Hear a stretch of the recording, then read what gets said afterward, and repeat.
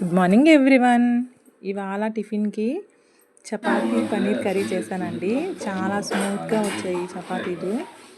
మనము చపాతీ పిండి కలిపేటప్పుడు కొంచెం పాల మీగడ ఉంటుంది కదండి, అది వేసుకొని కలుపుకుంటే మంచిగా స్మూత్గా వస్తాయి. చూడండి, నేను పన్నీర్ కాజు కర్రీ చేశాను. దానికి 2 ఆనియన్స్, 3 టమోటాలు, అల్లము, వెల్లుల్లి తీసుకున్నాను. కొన్ని కాజూస్ తీసుకున్నాను. చాలా టేస్టీగా ఉంటుందండి ఈ కర్రీ. ఫస్ట్ మనం దీన్ని ఫ్రై చేసుకోవాలి. ఆనియన్స్, టమోటాలు, కాజూస్ అన్నీ వేసి మనం మంచిగా ఫ్రై చేసుకొని, చూడండి వీడియోలో చూపించిన విధంగా ఇలా ఫ్రై చేసుకొని తర్వాత మిక్సీ పట్టుకోవాలండి. చూడండి, కాజూస్ కూడా వేస్తున్నాను. ఇలా కాజూస్ అన్నీ వేసి మనం అల్లం వెల్లుల్లి కూడా వేపాలండి. వేపి మనం మిక్సీ పట్టుకోవాలి. ఇలా చేస్తే టేస్ట్ బాగుంటుందండి. మామూలుగా మనం చేసే విధంగా కాకుండా ఇలా వేయించి మిక్సీ పట్టాలి. ఈ కాజు పన్నీర్ కర్రీకి టేస్ట్ మాత్రం ఎక్సలెంట్గా ఉంటుంది. పిల్లలు ఇష్టంగా తింటారండి. చూడండి, దీన్ని కొంచెం వేయించిన దాన్ని చల్లార్చేసాను ఫ్యాన్ కింద. చల్లార్చిన తర్వాత మిక్సీ వేసుకున్నాం.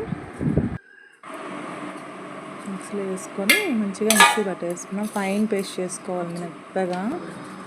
చూడండి, ఇలా పేస్ట్ చేసేసుకున్న తర్వాత మనం ఆల్రెడీ పన్నీర్ ముక్కలు ఉంటాయి కదా, వాటిని లైట్గా ఫ్రై చేసుకున్నాం. కొద్దిగా ఫ్రై చేసుకోవాలండి. ఒక్కసారి ఎక్కువ వేసేయకుండా. అలా ఎక్కువ వేయడం వల్ల మాడిపోతాయి ముక్కలు.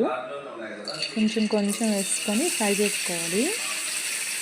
కొద్ది క్వాంటిటీ వేసుకొని ఫ్రై చేసుకోవాలి. అన్నీ ఒకేసారి వేస్తే అన్నీ మాడిపోతాయండి.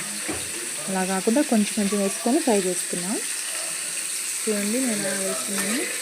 టేస్ట్ మాత్రం ఎక్సలెంట్గా ఉంటుందండి ఈ కర్రీ.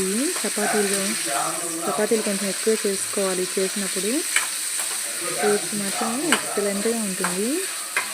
చూడండి, ఇలా మంచిగా ఫ్రై చేసుకొని పన్నీర్ ముక్కల్ని అన్నీ అలాగే ఫ్రై చేసేసుకోవాలి. ఫ్రై చేసుకొని తీసి పెట్టుకున్నాము ఒక ప్లేట్లో.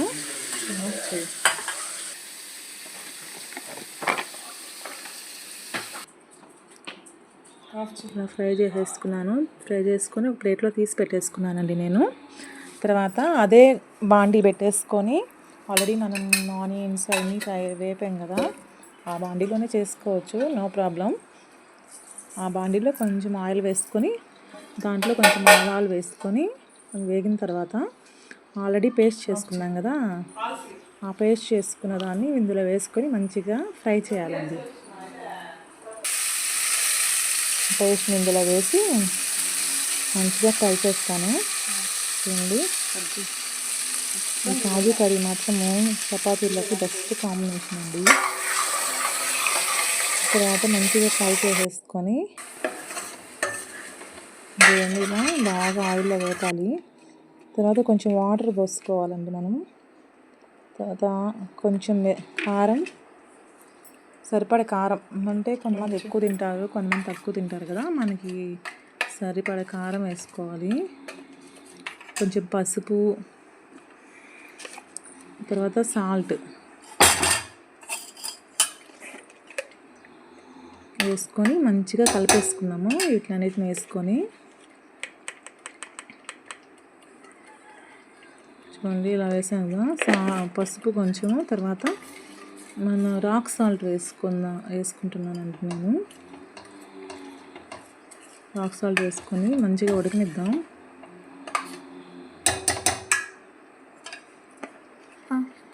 టాటా రాక్ సాల్ట్ అండి, బాగుంటుందండి. ఈ కల్లుప్పు, మామూలు వైట్ సాల్ట్ అస్సలు వాడకూడదండి. Rock salt best. కల్లుప్పు అయినా పర్లేదు వేసుకొని, తర్వాత ధనియాల పౌడర్ ఒక 2 స్పూన్లు వేసుకోండి. అవసరం అంతేనండి, ఇంకేమీ ఎక్స్ట్రా మసాలాలు ఏం అవసరం లేదు. ఇవే ఓన్లీ 2 స్పూన్లు ధనియాల పౌడర్ వేస్తే సరిపోతుంది. ఇంకొంచెం మరీ గట్టిగా ఉందనుకుంటే కొద్దిగా వాటర్ వేసుకొని, మిక్సీ జార్ ఆల్రెడీ మిక్సీ చేసి ఉంటాం కదా, అందులో కొంచెం వాటర్ వేసి ఏదైనా మసాలా ఉన్నా మనకి వచ్చేస్తుంది కాబట్టి అందులో వేసుకొని, మన పన్నీర్ ఆల్రెడీ ఫ్రై చేసిన పన్నీర్ ముక్కల్ని అందులో వేసేద్దాం.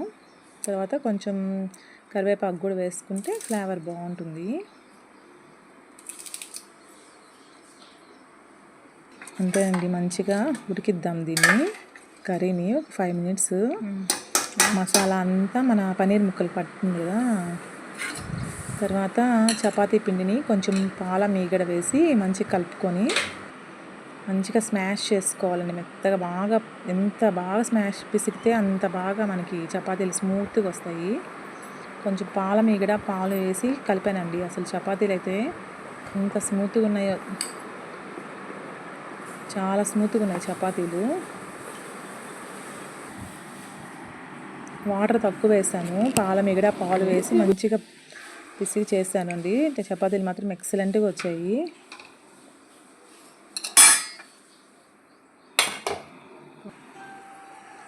లైట్గా ఆయిల్ వేసుకొని చపాతీ కాల్చేసుకున్నాను.